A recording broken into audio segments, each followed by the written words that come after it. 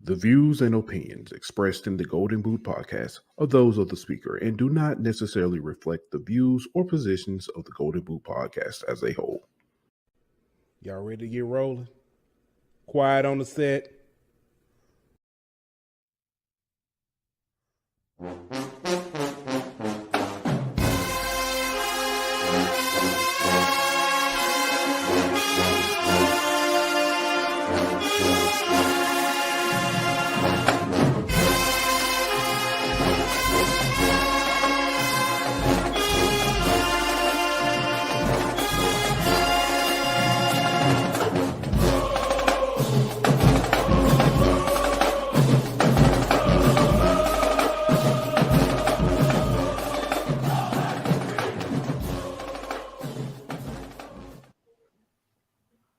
Hey, welcome back. Another high episode, HBCU Hour. It's your boy, Pooh Bow. Got my man Aunt Petty Murphy in the building. What's good with you, my boy? What's happening with it, dog? Nothing much, man. I ain't gonna lie. Listen, I'm all throw it off me. I thought I was gonna come home to my Sprite, and it's gone. And it's throwing me off, and I'm getting mad because people act like they don't know what happened to it. I'm gonna be on the 6 o'clock news. I'm gonna wait till tomorrow. I'm gonna be on the 6 o'clock. I'm gonna go to work and everything. I'm gonna wait till the 6 o'clock news. I'm gonna be on there. And they're like, what happened? What? They're gonna ask the neighbors. I don't know. I just heard them yelling about a Sprite. I shouldn't play like that. I ain't gonna say what I want to say. But it's that serious, though. But I understand some people. I just say it like that.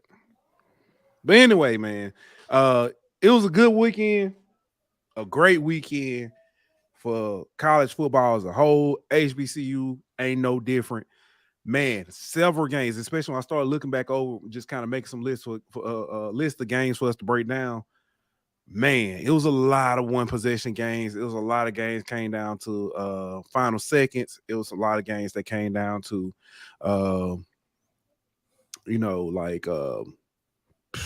fourth quarter. So definitely enjoyed it. But we're gonna get to it, man. Shout out to the people watching at home, wherever home is. Y'all let us know, man. Tell us where you're at. I want to say, like we say every week, you know what I'm saying? We want to thank you for watching. You can be anywhere in the world, but you're here with us, and we do appreciate that. Super chats are open. Facebook stars are open. Cash out. We got PayPal. We got it all, man. Support, man. You might have to start OnlyFans. Just show Whoa. Too far. Whoa. Hey, too far. Yeah, y'all send a few dollars to help me buy my boy another Sprite, man. Send a couple dollars. Exclusive content, man. For real, we'll have mascots going wild, something like that. Be like oh man. But what's good, man? Xavier, what's good, man? Man say I'm in Panther-Land, Wakanda. I believe him too. Yeah. But man, let's go ahead and get to it, man. We ain't gonna hold y'all up, man. Let's go ahead and talk, man. I really want to jump into these great games. But first, y'all know what we gotta do. Give a shout out to our sponsors over at BetOnline. BetOnline.ag will be back in 1 minute. BetOnline.ag is your number one source for all your sports information, stats, news, and scores. Get the latest odds, lines, and player injury reports for this year's NBA and NHL playoffs. BetOnline is always your sports information headquarters. This season, we have you covered for all your sports wagering needs. We have everything from NBA, NFL, MLB, and NHL to golf, tennis, UFC, and boxing. BetOnline is the fastest and easiest way to get your betting info, including live betting options and your favorite casino and card games that you can play right from your home. Head on over to betonline.ag today or use your mobile device to get in on the action. Be sure to use the promo code BLEAV to receive your 50% welcome bonus on your first deposit. Bet online, where the game starts. Hey, and we are back. Man, let's go ahead and jump straight into it, man. The first game that we had was an excellent game. Arkansas Pine-Bluff came up to Normal, Alabama. You know what I'm saying? Up. I don't know where they came from as far as I hope they came from Pine-Bluff. I mean, I'm talking about 65. I don't know if they came 65 or they came 20 or I don't know where they came. Which direction? I know they came from Arkansas Pine-Bluff. But Coach Hampton and the squad came down to take on Coach Maynard. It was a great game.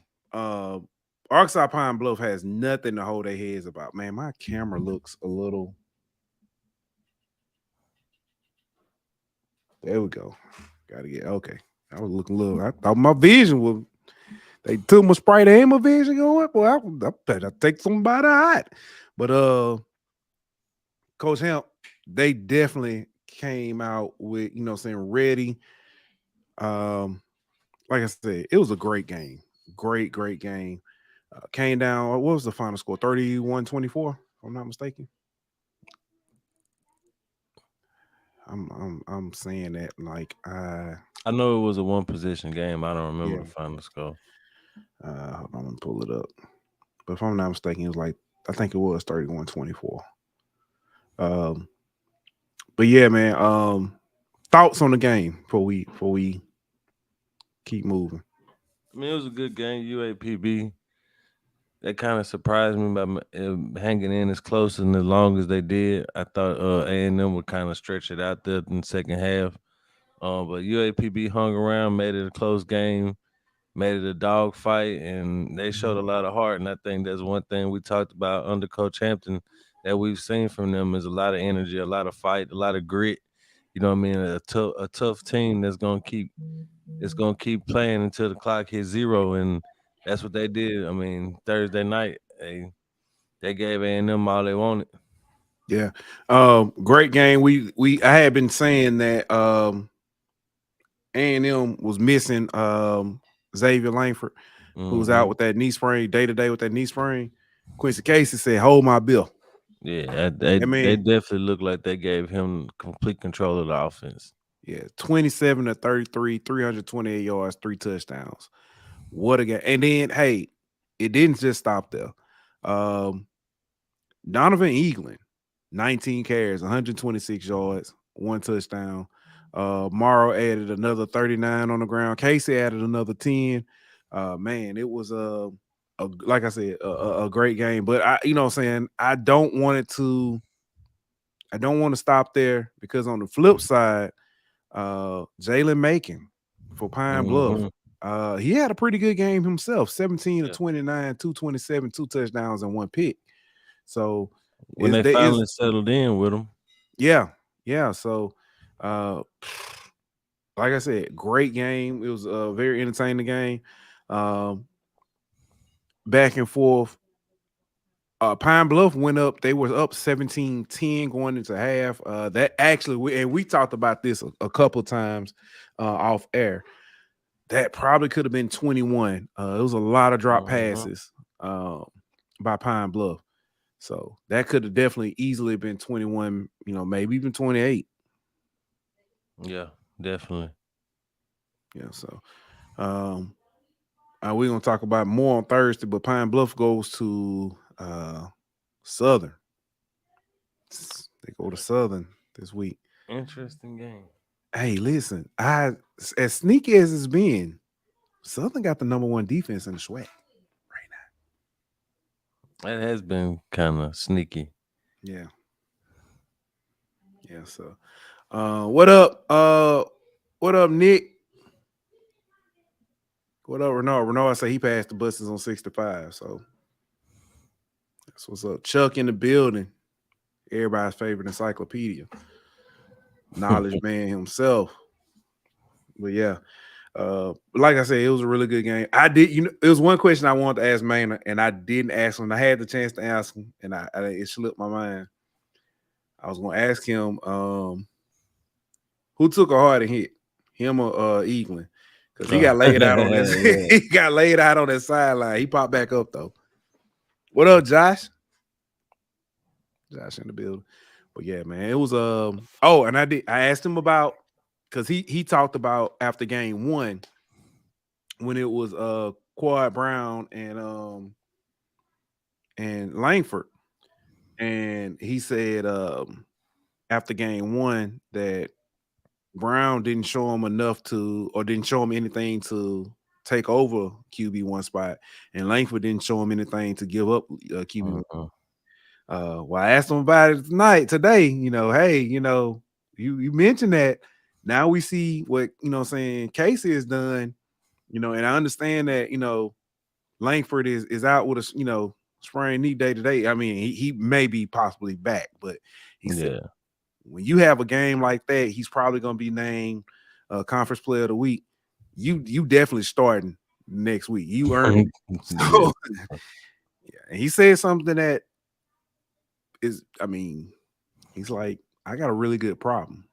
That's true. Problem. So that's true. Yeah.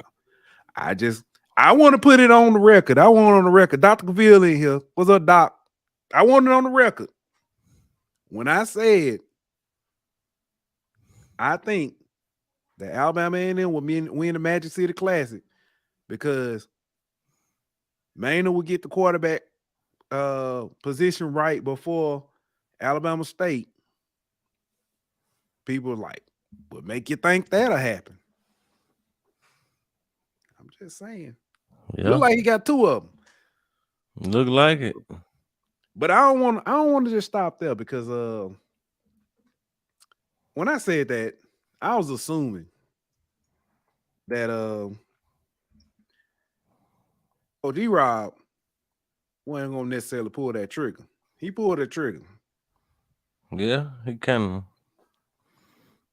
pulled that trigger, and they might got a nice little quarterback situation down there with Damon Stewart down there taking on, as they took on Florida A&M in a game that was closer than a lot expected. What's good, Mel? Melanated Righteousness in the building. So I'm pulling up for that game. But yeah, 23-10. The game was a lot closer than his score. Came down to basically it was a pick 6 in the 4th quarter that sealed his game. Damon Stewart was 23 of 38, 289, a touchdown and a pick. Musa, 25 of 40, 294, 2 touchdowns, no interceptions. So, yeah. Neither team, hear me now, neither team could run the ball. That's facts right there. Neither team. And shout out to, because Dr. Cavill asked the question about, saying if they load the box up, do you still, because FAMU is wanted to run the ball. What do you do?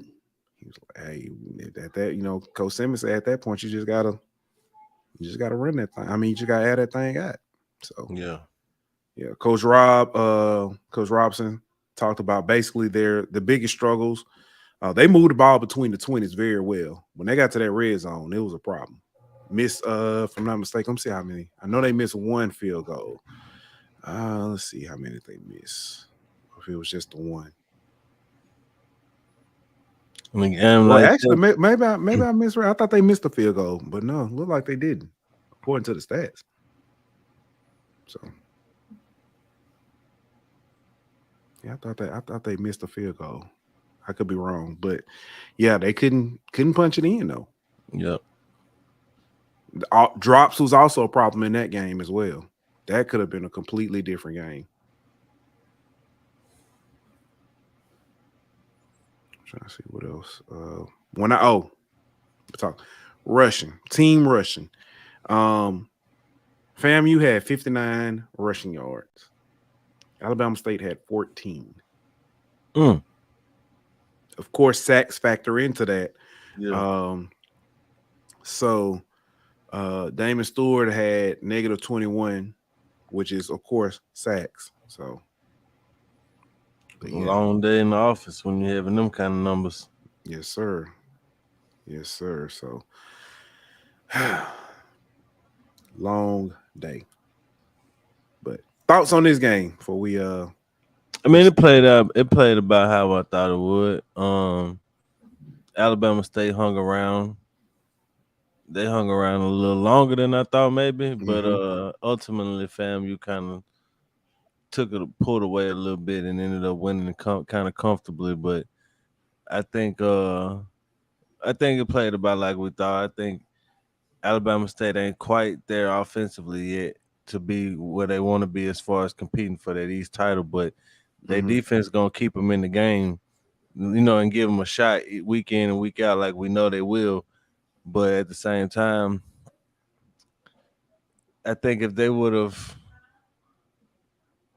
maybe pulled that trigger a little bit sooner, they might would have been. Yeah.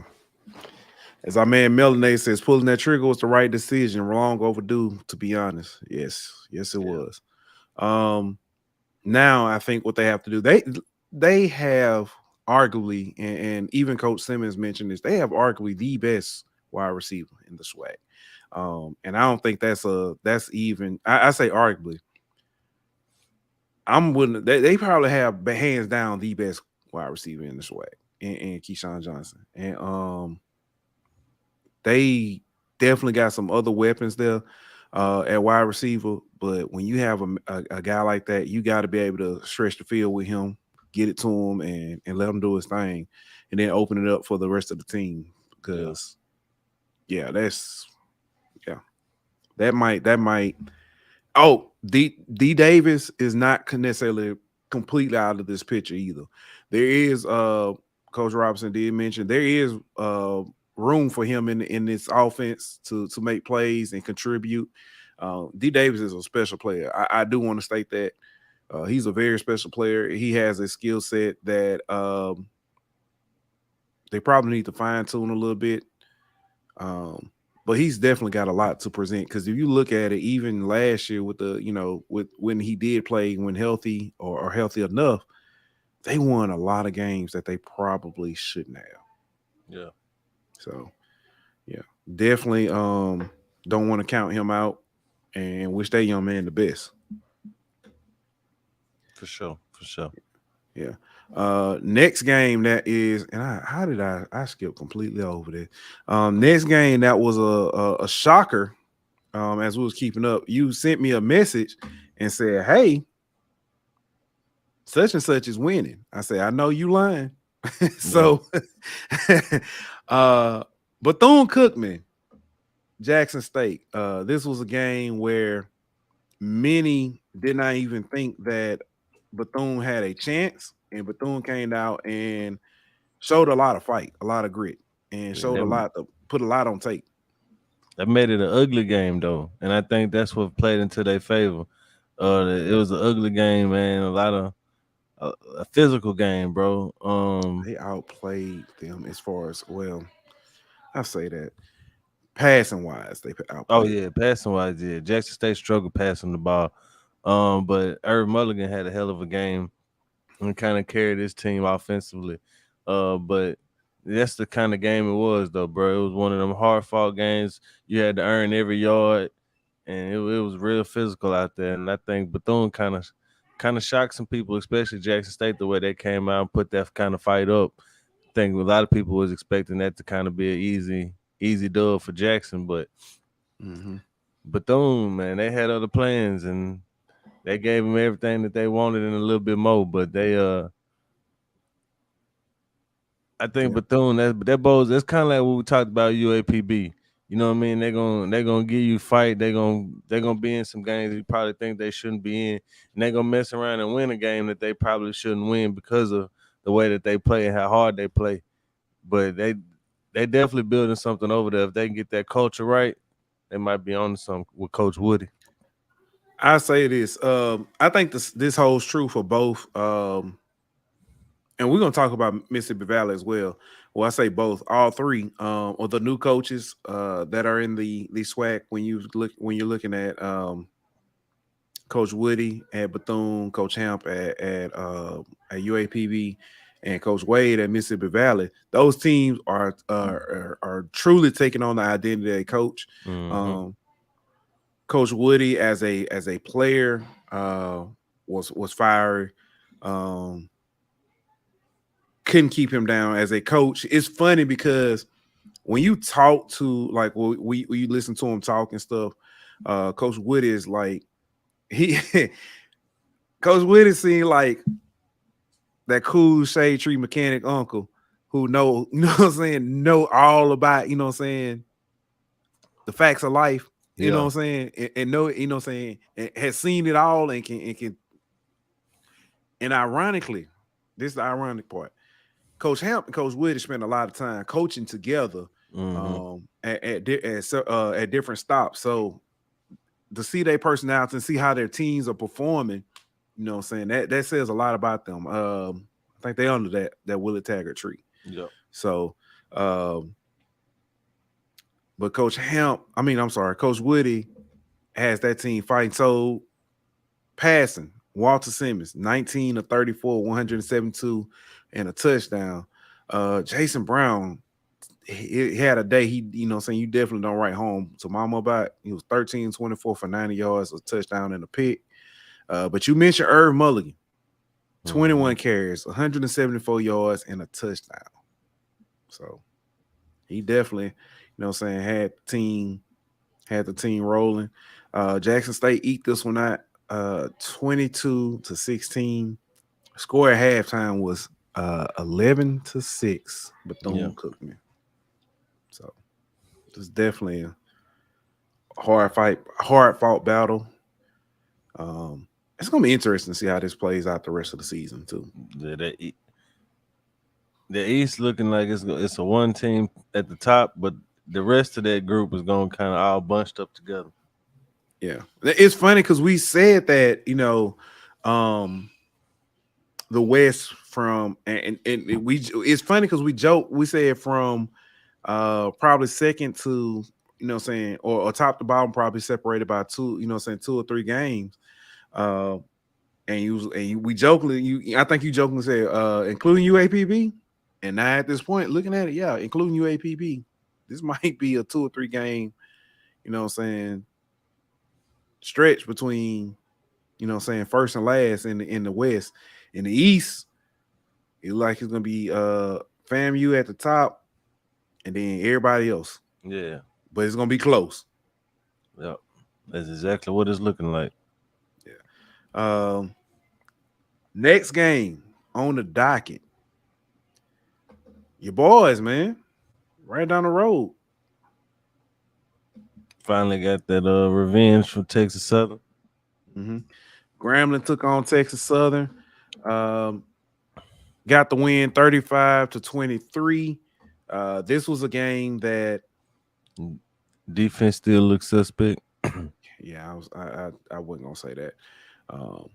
I agree. I was trying to find a nice way to say it. A defense.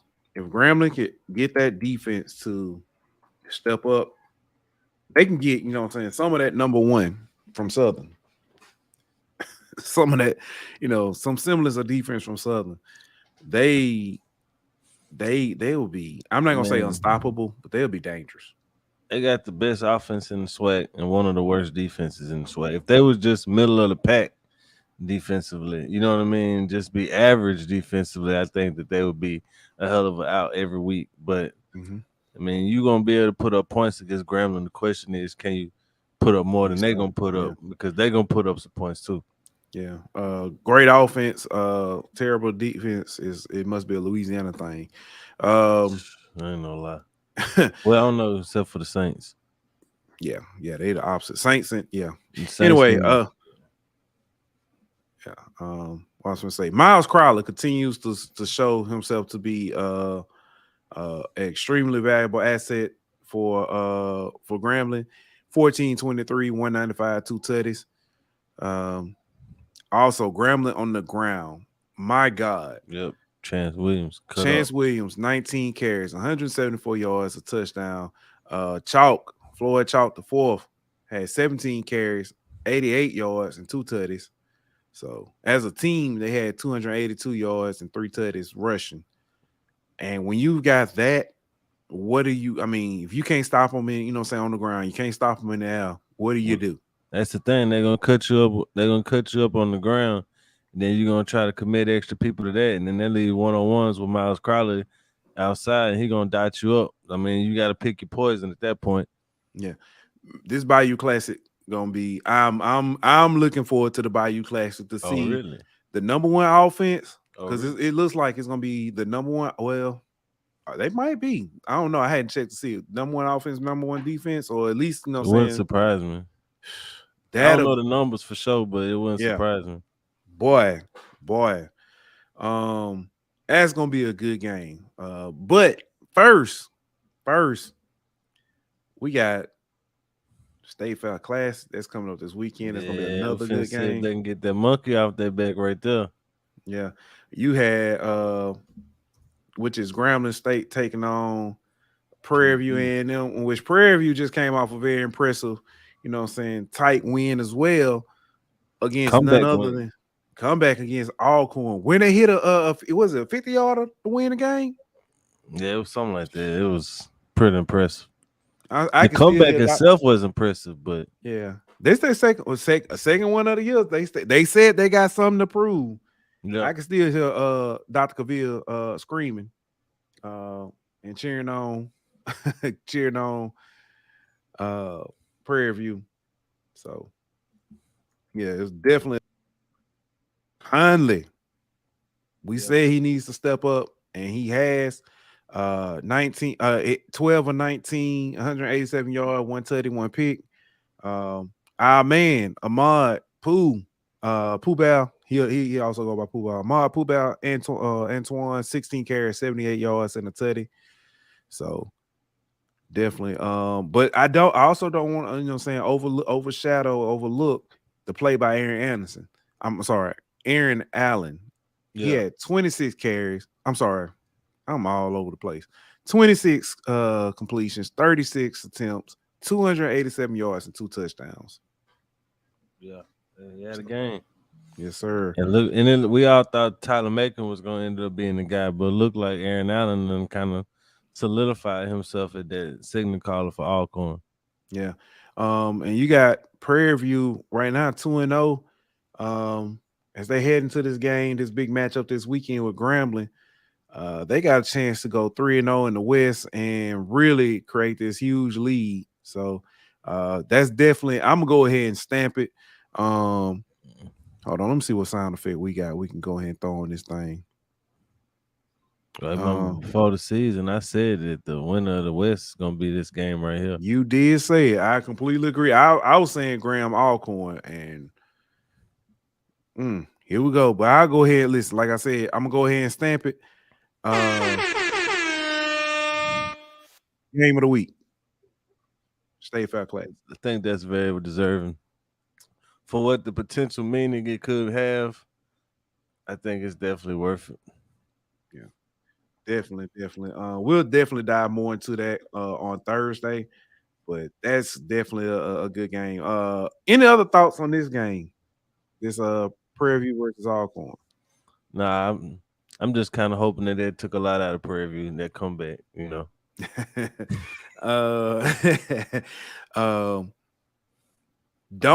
Don't sleep on Alcorn. I do want to say that this was their first conference game, so the first conference loss. And as we saw last year, being in first place is not necessarily written in stone. That thing was definitely written in. It wasn't even written in pencil. It was written in dry erase. And I think that thing gonna be moving a little bit. What's good, HBCU band talk? Say, hell, Wildcats, man. We actually just got through talking about y'all, man.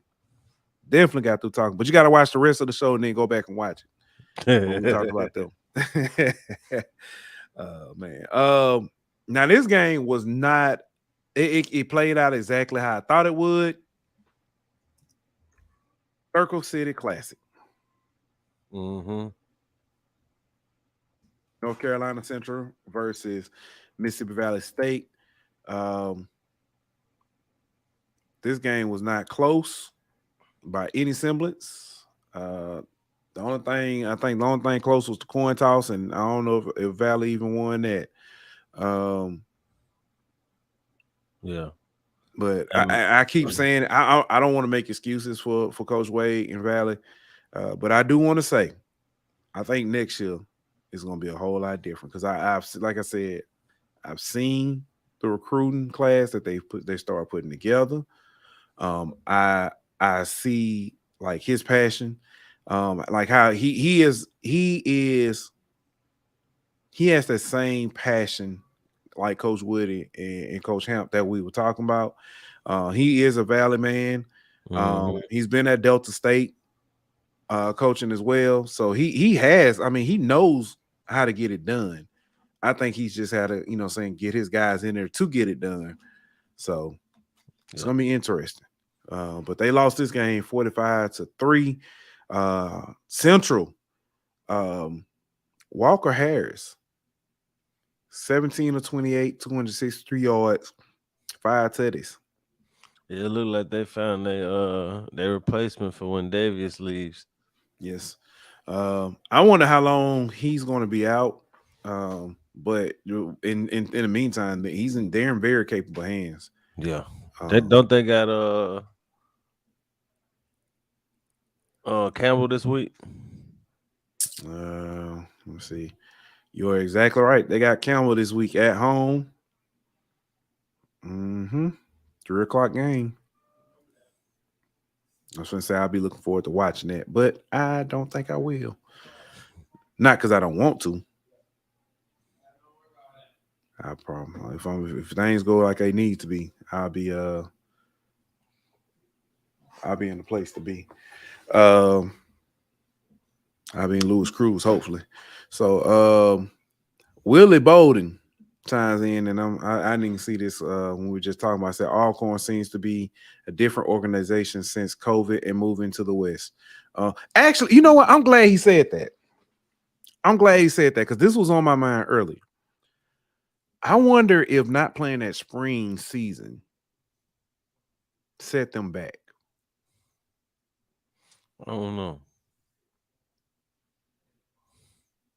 Because it's a lot of stuff that happened after with that doesn't factor in because they didn't play that spring, but then Bethune and FAMU also came in as well, which didn't affect them other than moving them from the East to the West.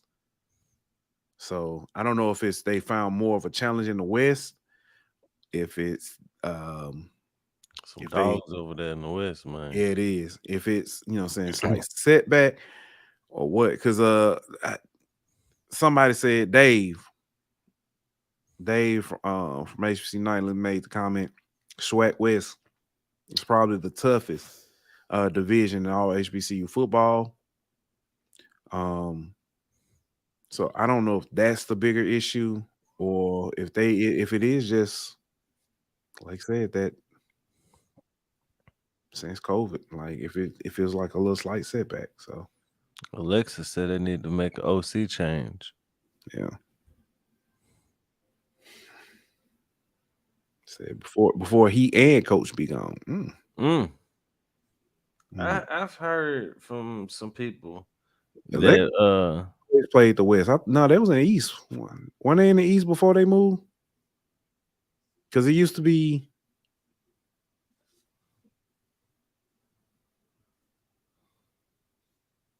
I'm gonna have to look that up.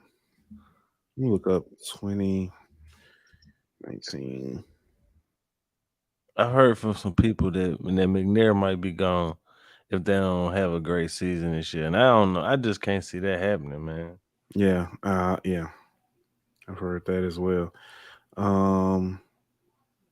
Yeah, they used to be in the East because they in 2019 it was them versus Southern in the SWAC championship game. So Let me look at 2018, and they won that one. Was 2018? Who was it? They won. Who they play? Yeah, they play Southern End too. So yeah. She said they always play the teams from the West. Oh, I mean, yeah. I mean, playing the teams from the I understand that, but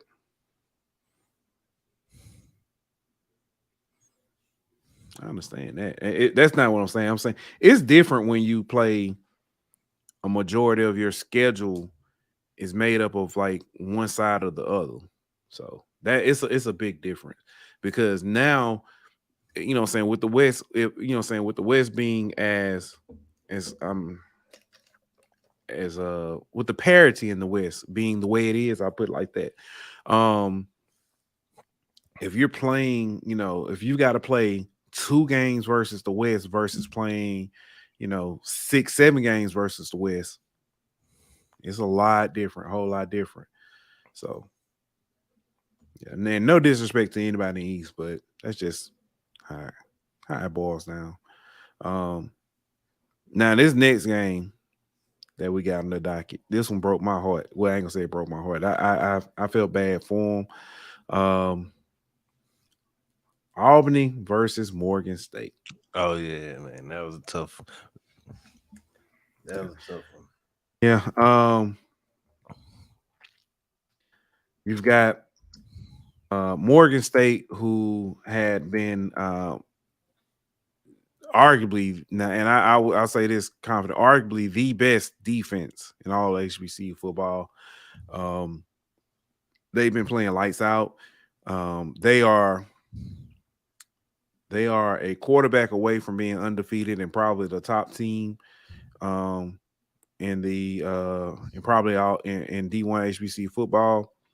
But they are 1 or 2 plays away from, being 2-2, or even 3-1, or undefeated. Actually, they hadn't played a game yet that I thought they should have lost. That they should have lost. They won Richmond. They should have beat Akron. Yep. Scoop and score. Yeah, scoop and score. They should have beat. They could have beat Towson. They could have. They should have won this game against Albany. So, I definitely think that the Akron in this game would definitely winnable game. The Towson game, I could see them losing that one based off how it went. Yeah. They should have had these for sure. Yeah. So, but yeah, that was definitely something to Cuba Gooding Jr. air punch. Because this game they actually had a reverse of fortunes, being that they got a fumble and was able to go down, and they had a chance to punch it in and get win it outright in regulation, but they got stuffed, and then they threw a pass that was just an errant pass. Ended up having to kick a field goal to tie it up and go into overtime. They scored first in overtime, believe it or not, and then couldn't do anything in the second overtime and end up losing 23-17. Yep. Got stopped on 4th down. Yeah, so they couldn't move the ball or anything. It was just, yeah. So, sorry, Banks. Benevolent bears they are. So, it's good, Taraj. But I think this one is a surprise. I guess you could say of the year, surprise team so far. Norfolk State, big win over Towson, 21-14. Never thought I'd say that Norfolk would have more CAA wins than Morgan. Norfolk got more CAA wins than North Carolina A&T might have all season. CAA wins or wins, period? They have some more. Definitely gonna have more wins. They might have more CAA. No, I'm saying they might have more CAA wins than A&T has wins. Yeah, exactly. That's what I'm saying. Yeah, it's tough to watch. Yeah, we actually just talked. So all right, so everybody keep coming in right after we talk about their team. So we literally just got through talking about them. So what you got to do, this is the rules. You got to watch the rest of this show, then you got to go back and watch from the beginning. So, but yeah, we did talk about it. Yes, struggling is a understatement. Yeah, Chuck says, offensively might be the worst I've ever seen. yeah, Chuck says North Carolina T is struggling, truly struggling. They don't even have. I don't know why we talk. Well, they had a bye week, and They unfortunately, lost to the bye week. I was just going to say that was a close game. I think it was a field goal game. They haven't thrown over 100 yards yet in a game. Sheesh. Norfolk State is they. Oh, I was going to say they won. Is I don't know how, but I do now. Looking at this, you want to take a guess at how many rushing yards they had? 244. 350. Damn. 54 carries, 350 yards, and none of their running backs went over 100. Get that? That's ridiculous. That's Kevin King had 11 for 97. Otis Kunz was 10 for 70. Xavier Evans was 9 for 56. Muhammad, I ain't gonna need. You know what? I ain't gonna even try to read that that last name. It's got a lot of letters in it. But he had 44 yards. So yeah, everybody was eating. Everybody. So they had 350 rushing yards. And just off rushing yards alone, they had more rushing yards than Towson had total yards. Towson had 201 passing and 140 rushing. Yeah. So they had 341 total yards. And Norfolk had 350 rushing yards. Definitely a big win by them. Speaking of, I threw this in there just because anytime we can highlight, you know what I'm saying, the best of, I want to highlight it. South Carolina State got their first win of the season, taking down the Citadel Bulldogs. Yep. Good right game for them, man. Definitely was. It was 31-10, I think, something like that. Yeah, 31-10. Corey Fields, who was on a milk carton, the first, few games, 19 of 25, 301 yards, 3 touchdowns, and a pick. He also had added 54 rushing yards on the back end. So definitely. He alone had more passing yards than the Citadel had total yards. Dang. Yeah. This another game. Their rushing yards were more than the Citadel's total yards. This was pure dominance by Coach. Yeah, that's a much needed. Like Mel said, South Carolina State needed that win. Yeah, that was definitely a much needed type of game to go out there and not just get a win, but have your offense clicking like that. Right. And that's all the games I had highlighted. Any other notable D1 HBCU games? Nah, I think you hit them all pretty much. I'm trying to see because I think all the other games were against Delaware State got blasted by Miami of Ohio. Let's see who else. Yeah, that's it. Tennessee State was off, and North Carolina A&T was off. So yeah, definitely. Now, man, let's look at the HBCU top 10 real quick for the D1 football. Today, Junior, Let me see.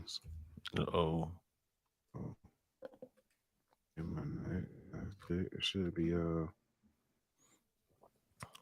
there we go. All right. Top 6 didn't change, but we'll start at the top or the bottom. Welcome to the HBCU top 10. Norfolk State at 2-2. They came in at number 10. Prairie View. Where were they? Were they at number 10 last week? No, they wasn't in the poll last. They weren't in it. Well, welcome back, because I know they were in it before, suffering a few terrible losses. But they're back in at number 9. Southern had a bye week, but they moved up to number 8. Grambling moved to number 7. They sit at 2-2. Howard had a bye week, so they remain at 1-2. Jackson State, they stayed steady at 3-2 with their win over Bethune. Hampton had a bye week, so they stayed steady at 2-1. Tennessee State had a bye week, so they stayed at 2-1. North Carolina Central, they got the big win on Mississippi Valley, but they stayed put at 3-1. And FAMU with the win over Alabama State, they stayed steady at 3-1.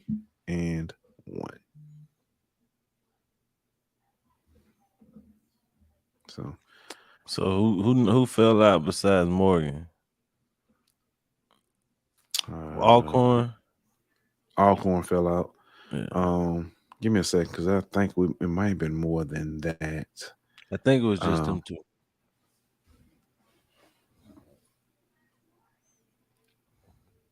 I would have. I'm thinking if there's somebody else I would have put in there. I think. Oh, go ahead. I'm sorry.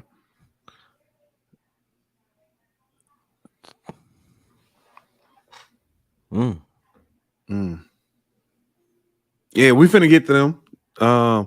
Melanated says, I'm gonna save it. I'm gonna save it. Terrence Roberts, appreciate you for stopping through. Terrence says, I'm still waiting for FAMU to play a clean 60-minute game. Wouldn't bother me if North Carolina Central was number 1. I agree. But that's fair. It's fair. You wanna talk about that real quick? You know what I'm saying? Because I know somebody else mentioned about North Carolina Central. Somebody not named Josh Sims Sr. Mentioned about North Carolina Central not being number 1. And I know my reason behind it. I think if you look at the teams they've beaten and the wins they got, I think FAMU has the better resume right now. I think Agreed. I think that's ultimately what it boiled down to for me. We still got a lot of season left to play. And to his point, I don't think FAMU has played a complete game yet. But that just, to their credit, shows how good of a team they are. Thank you. If they can keep winning and haven't played a complete game yet. So I think, to me, that's ultimately what it boiled down to. They got a better resume, and even the loss isn't as bad as the North Carolina Central loss was. Right. My reasoning, North Carolina Central has beaten Winston-Salem, D2 school. North Carolina Central, who we just got talking about how bad they are. I'm sorry, North Carolina A&T, which we just got through talking about how bad they are. And Mississippi Valley, who we know is in a major rebuilding year. So, and then the loss to UCLA, I wouldn't have dropped them if they had a loss to UCLA. I wouldn't. That's not necessarily the reason why they dropped out of number 1. The way they lost to UCLA was utter embarrassment. And the reason I say that, offensively, it didn't look like they had much fight. And defensively, it didn't look like they could stop anything. So that's the biggest reason why that UCLA win. I don't even put a lot of stock I don't put a lot of stock in it necessarily UCLA loss, but then I also look into it. North Carolina Central. I'm sorry, the Aggie Eagle Classic wasn't necessarily a very impressive, I guess to say, win. If I that mean, when makes you sense. look at who they playing against, that's my whole thing. Look who they playing against. Like, fam, you got to win versus another team in this poll. Yeah. You see what I'm saying? Like, yeah.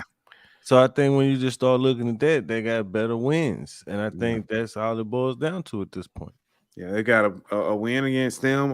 They've got a win against one of the top 3 best defenses in all the HBCU and the SWAC MEAC period in all D1 HBCU football. Yeah. And then not to mention that the other win is a D2 win, but that's only one D2 win compared to. Yeah. Well, also they're one. I'm saying if you comparing D2 wins, both of them got one, but who the tougher D2 school? Yeah, that's true. See what I'm saying? Like that's kind of where I was going with it. They also I'm gonna tell you, they played USF. Mm-hmm. That game in itself was a lot closer than.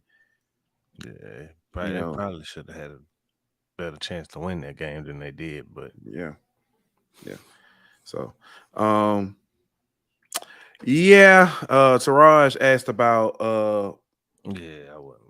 Did y'all see the? And I wouldn't put it on him, but I do. We got some information. Did y'all see the student athlete from ASU punch that they punched that person at the game? I think he got suspended. I don't know for how long. Somebody asked Coach, Coach E-Rob about that. Coach E-Rob said it was somebody he made a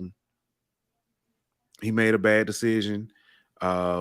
He owned up to the decision, but I mean to the mistake. But he still has to face consequences. The young man was arrested. He also has been suspended indefinitely. It was a quick response. Kudos to Alabama State and the staff and administration for handling that quickly and swiftly. So yeah. To your point, good job by Alabama State for quick, immediate response to it.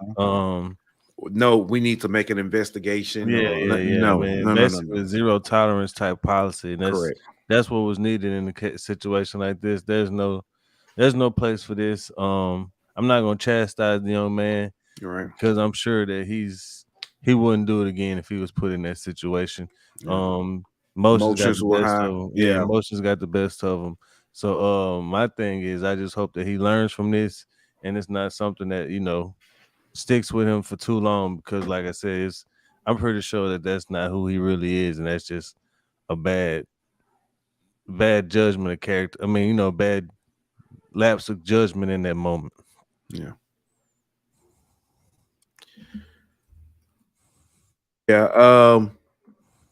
And Terrence Roberts also asked, and he says not to get too far off topic, but what's your thoughts on the comments that Eddie Robinson has no control over his guys? I think that's a little far, I think. And I think it's a little unfair to criticize the coach for every decision of his players.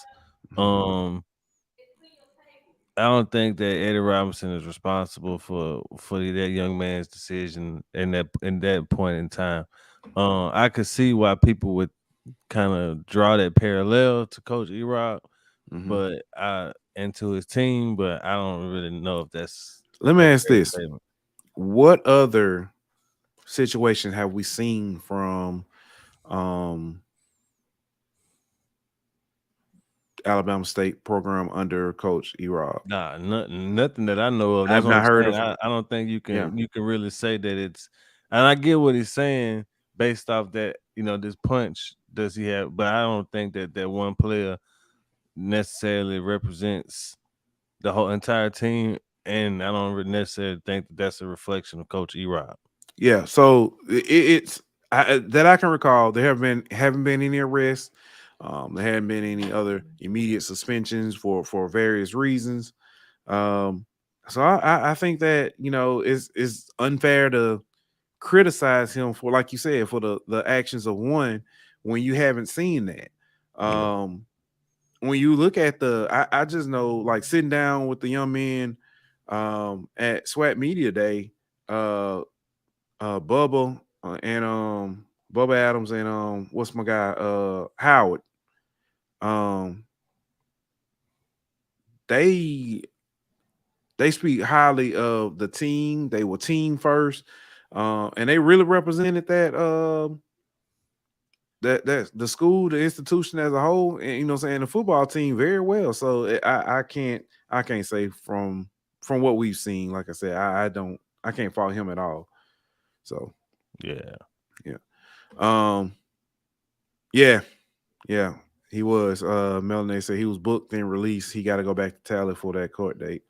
Yeah, they'll probably reach something, you know what I'm saying, out of you know what I'm saying, out of court, some kind of plea, you know what I'm saying, so that young man can go on with his life, do some community service and stuff, get some kind of probation or do some mandated, you know, counseling or something. So yeah. But man, I do want to move on. Let's talk a little D2 HBCU football. Man, Lane versus Tuskegee. What a game. This game went to double overtime. Tuskegee ended up pulling it off 28-23. I forget who. I think one of the starting quarterback was out with injury in this game, if I'm not, or something like that. But man, definitely a tough game. I think Meeks got, you know what I'm saying, got his ball and parlay on. I'm trying to see here. Let me see if I can pull this up.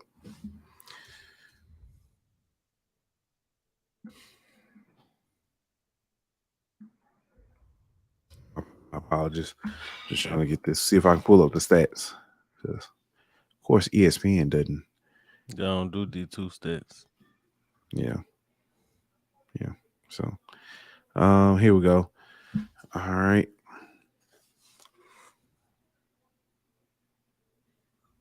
Boom, boom, boom. Yeah. Yeah, Malik Davis was 16 of 28 for 148 and a touchdown for Alabama State.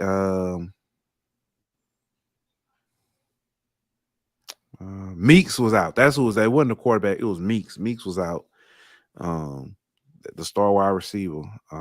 So yeah. And Lane has Jared Gaston was 16 of 29 for 212 and 2 picks. That's a name. That's a name definitely want to keep on the radar for next year from Lane. That young man be slanging that peel. Yeah. He does. The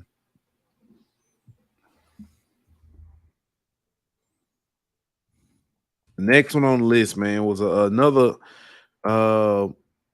close game. Allen University. Yes, sir. With the close win over Central State. Like Melanator said, they're not D1, but them boys at Allen are balling 4-0. Yes, sir. Yes, sir. Yeah, man. I had them on the list because yeah. Shout out to if I'm not mistaken, the Stillman man too at that. I know Renault, I said that was his roommate, Coach Teddy, doing big things over there at Allen. Really got them boys rolling. Trying to see. This thing be my internet be so disrespectful and slow on when I need it. All right, here we go. Yeah, David Wright, man, 28 of 51, 370. I had 3 picks.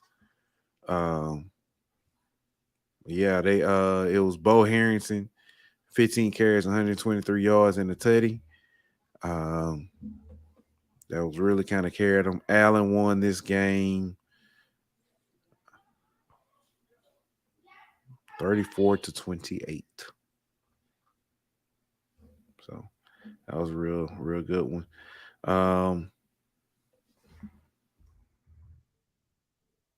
The next game, man, that was really big was Johnson C. Smith versus Lincoln, PA. Shout out to Coach G, Gerald Huggins III. Johnson C. Smith won this one 27-20. Came down to a close one at the end. So yeah, I seen our boys at Bluefield took a tough L this weekend too. oh man, don't even get me started, man. The Fighting Stephen Gaithers, man, took him out. Yeah. I don't even want to talk about it. You know, as an honorary Bluefield State Great Dane myself, Coach Coastal, you know what I'm saying? He you know what I'm saying? He dubbed us, man. We gotta hit him up too. We gotta order some shirts or get some shirts from him. Oh yeah, that's facts. Yeah. But yeah, they got beat bad. It was 30-0. Yeah. Yeah, 30-0 by the Fighting Stephen Gaithers. So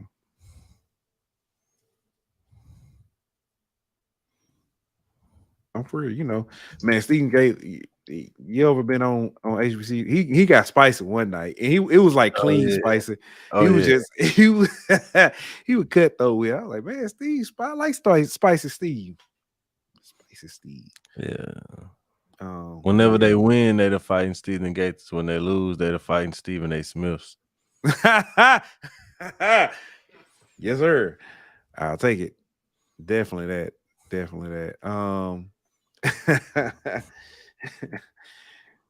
Is it because they got pushed back? That's why they Stephen A. Gates. I mean Stephen A. Smith. He just used to taking L's, so you know. Yeah. I ain't watching that. I know he was cutting up. I don't even watch it no more, bro. I don't watch it no more, but I know he was cutting up today because the Cowboys lost. Oh yeah. Yeah. Man, moving on to this next game. I keep talking about this team. It's hard not to be impressed by them. Benedict, man. Benedict versus Chowan. Luper Danellis had himself a game. Listen here. I hadn't even got to the stats, but this is what I know.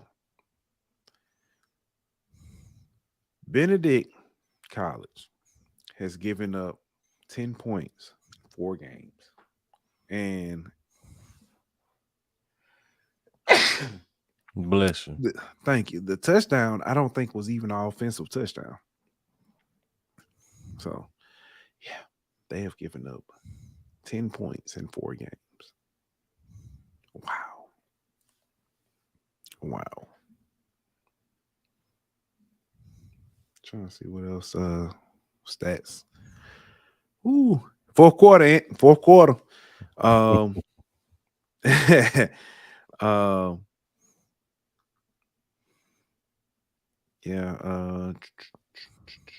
Aeneas Dennis, 13 of 19, 124 yards.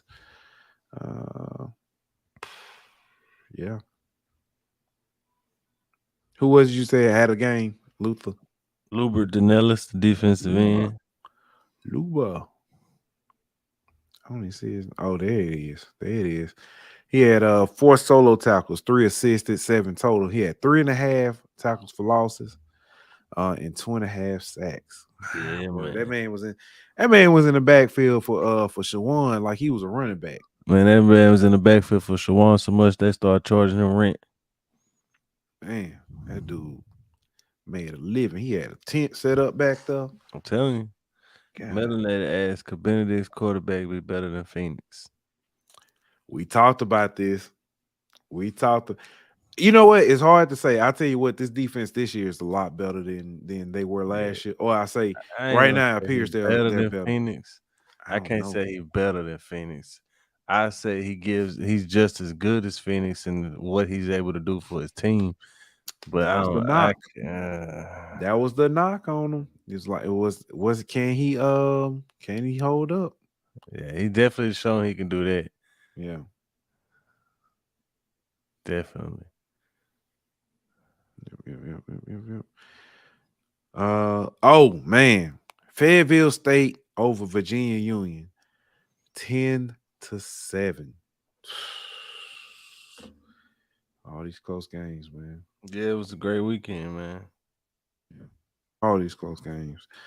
Let's see here, who did what?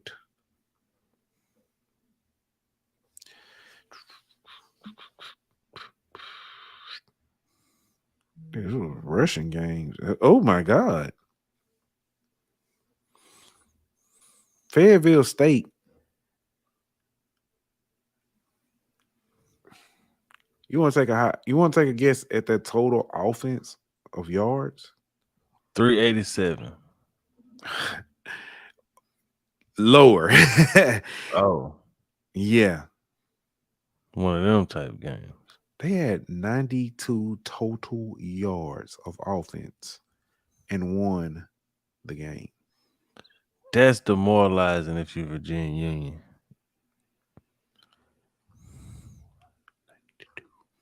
Trying to see what. That's demoralizing, bro. Like you hold somebody under 100 yards, you should win the game every time. I mean, they weren't much better themselves. They only had 100. I know they had 20 passing yards. A&T offense. And 164 rushing yards for a grand total of, they literally doubled up on total offense. But it was 184 and lost by a field goal. That's tough. That's demoralizing, bro. Yeah. Yep. So, jeez. Louise. So, man. Shaw versus Elizabeth City State. This I hold on. This one.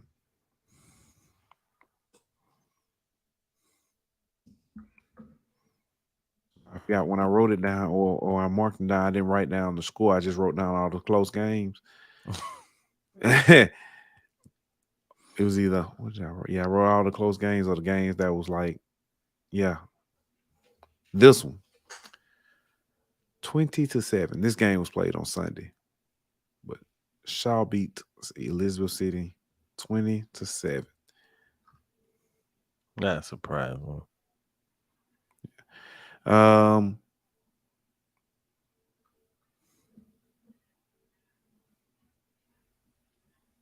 Yeah, this was, at least they moved the ball in this game.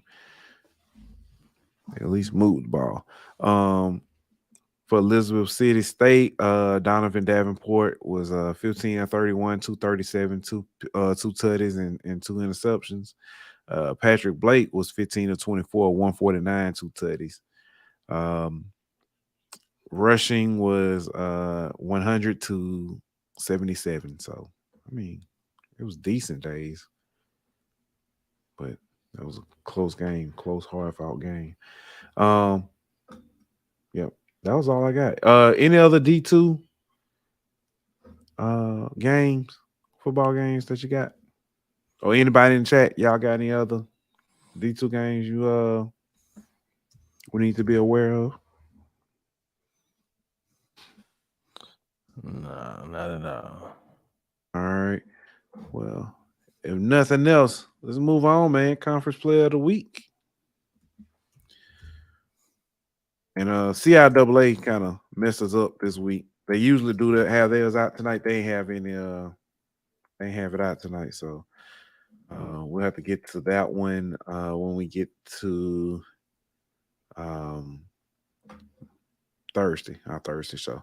So here are our SWAC Players of the Week. Boom, boom, boom. Can't be surprised by that. Quincy Casey, with that phenomenal day he had on Thursday. Joining him for the Defensive Player of the Week, Zarion Hayes, 12 total tackles. If I'm not mistaken, 7.5 tackles for loss, 2.5 tackles, 2.5 sacks, if I'm not mistaken. Hold on.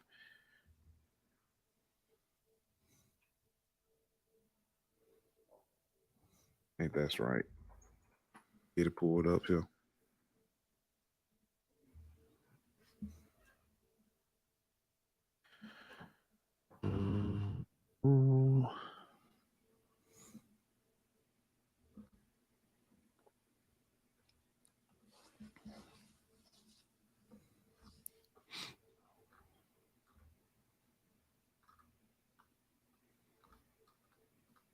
You said the man had 7.5 tackles for a loss.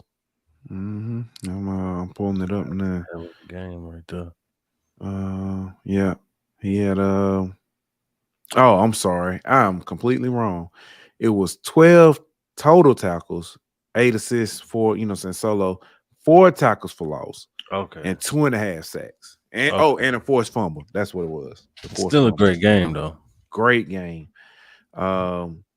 We said Casey's numbers earlier, but to repeat, 27 to 33, 328, 3 touchdowns. Here's the thing about that. And Eaglin added another 126. Ryan Morrow added another 50. And Casey added 14. Harold Jemison had 2. Just so numbers add up for you. Here's another thing about that. It's not so much the 328 yards that impresses me about Casey. It's the 27 to 33. And the reason why that impresses me so much, as I go back to it, I think I told you about when A&M played Lane and the actual the numbers for Langford, his efficiency. 15, he didn't have necessarily the numbers as far as yardage. He only had 131 yards, but he was 15 to 19. So when you've got 2 quarterbacks who throw for 79% and what was that? He said 20. I said 27 to 33. 29%. I'm sorry, 79% and 82%. 2 different quarterbacks. Yeah. And a minimum of 19 passes. Come on, man. That's telling me something. That coaching, you know what I'm saying? You getting them coached up right. You know what I'm saying? They're there. That offense is there. So MEAC, Walker Harris, Offensive Player of the Week. Elijah Williams from Morgan State, if I'm not mistaken, was Defensive Player of the Week. Offensive Lineman of the Week was Torselli Simpkins III. Rookie of the Week was Miguel Rijo from I tried it. That was Spanish. Miguel, I ain't rolled my R right. Miguel Rijo from Norfolk State was your Rookie of the Week. And specialist was Adrian Olivo. I'm tripping. I don't think I mentioned the other 2. You didn't. Okay. The kicker from Prairie View hit the game winner.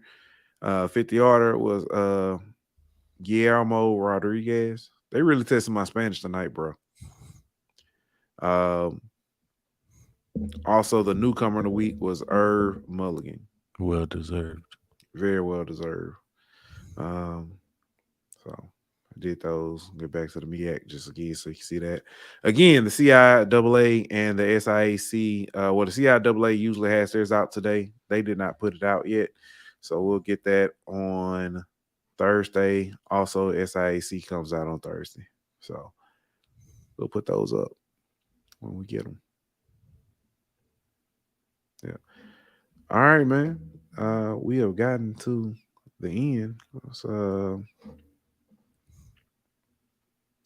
any other things that we forgot? Anything to add on? Yeah, we got to talk about the SIAC CIAA Bowl. Let's talk about it. That's we actually somebody mentioned that previously. I think we talked about possibly doing a Celebration Bowl type Pioneer Bowl, like bring back the Pioneer Bowl, which is basically the D2 HBCU National Championship. So Yeah. My only question is, does it supersede the D2 playoffs, or is it the highest from those conferences that doesn't make the playoffs? Yeah.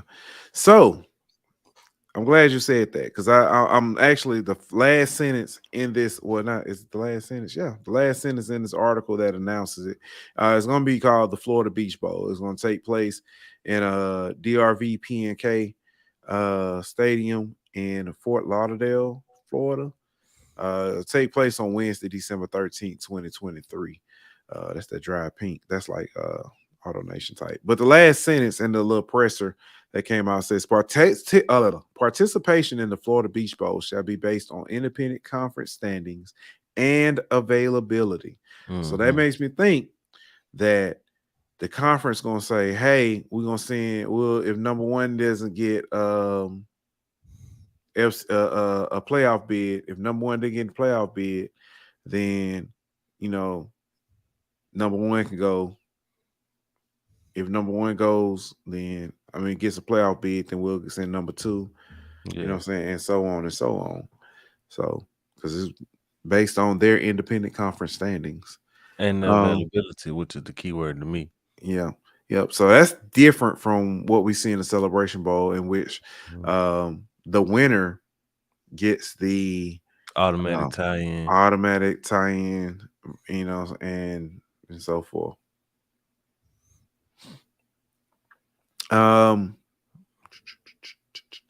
My question is, would you,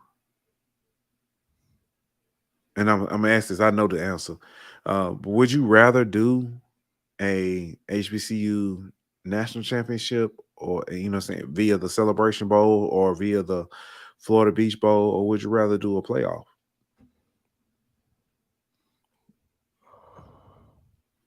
Talking about an HBCU playoff? Correct. I don't think that's logistically possible right now. No, not HBCU, like a playoff. Oh, you talking about like the D2 or D2 playoff, yeah, okay, as a whole. Yeah. Give me the HBCU national championship. Yeah, I agree. And then I know some people may not necessarily understand that. Here's the difference. If you don't know,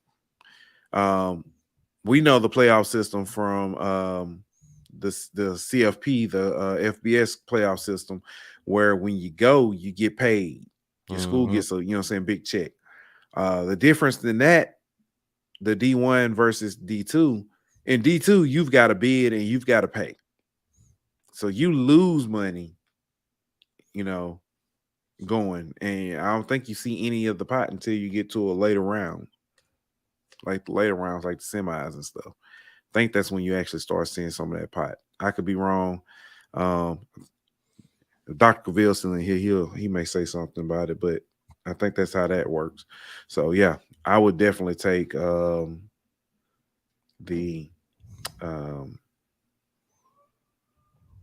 Florida Beach Bowl versus this. Like Melanator said, the seeding is too biased against HBCUs. Yeah, we talked about it last year when we was talking about the black bracket that in the D2 that had literally all the HBCUs were on one side. Yep. And two of them started off against each other. So yeah. What else? What else we got before we get up out of here? Bragg hosting the Florida High School State Championships. Like for FAMU, that's good for recruiting. Let some of them recruits see your facilities and everything like that. Get familiar with the stadium and things like that. It's just a good spotlight for FAMU. And it should bring in some money as well. So yeah, good for FAMU, and I love to see it. Yeah, I would love to see. So Alabama, the state of Alabama rotates between Auburn University, University of Alabama, and now the Progressive Park UAB stadium. I would love to see them go to different schools around the state, including HBCUs. Alabama State has probably one of the most beautiful stadiums, and it's well designed. When I was they were building a stadium when I was living in Montgomery, and when you're driving down 85, you know, saying like you're heading towards 85 North, like you're heading towards Atlanta, you would see one side up, you know, like the stadium. Like, oh man, it looks nice, you know. And I kept saying to myself, man, they've been, you know, this part been done for a minute. They ain't even started building the other side because you think it was gonna come up, but it doesn't. And so when you go in, if you're you are a visitor, you know, so your side is exposed to the sun, and it's, you know, all, you know, I guess you could say in a bowl, inside a bowl. The other side is built up and is looking down on you. So, you know, you've got the home crowd looking down on you, and it's just towering. It's just amazing. Look, Louis Cruz Stadium, very beautiful place. So, South Alabama's stadium, brand new. So, it's, like I said, several schools would love to see be able to host it, but yeah, that's our side. That ain't happening in Louisiana. I'm gonna let you know that now. You playing them state championship games in the Superdome, and you gonna like it. Would you rather play? I mean, I'd rather play in the Superdome. Oh, I'm just saying. But yeah, I get what you're saying. In Texas, you can have them at the you play them at your home stadium. That them schools look like college stadium. You're like, well, y'all playing at College Station now? We playing at the house. Yeah. That's all I got though, bro. Yeah. Get up out of here, man. People tired of hearing us rumble. They're hearing me rumble. But man, we'll be back on Thursday. Hot show. We'll break down the upcoming week and right from there. Oh, here we go. Dr. Cavill said if any conference member does not make the D2 playoff from either the CIAA or the SIAC are eligible to participate. Yeah, so D2 playoffs will supersede the Beach Bowl. So gotcha. Okay. Appreciate that, Doc. All right. Appreciate you, Mel. I gotta get back down there. You know what I'm saying? Get some of them reels, man. They on the grill, something serious, boy. All right, man. We get up out of here, man. See y'all on Thursday. This show was presented by betonline.ag. Bring me my money.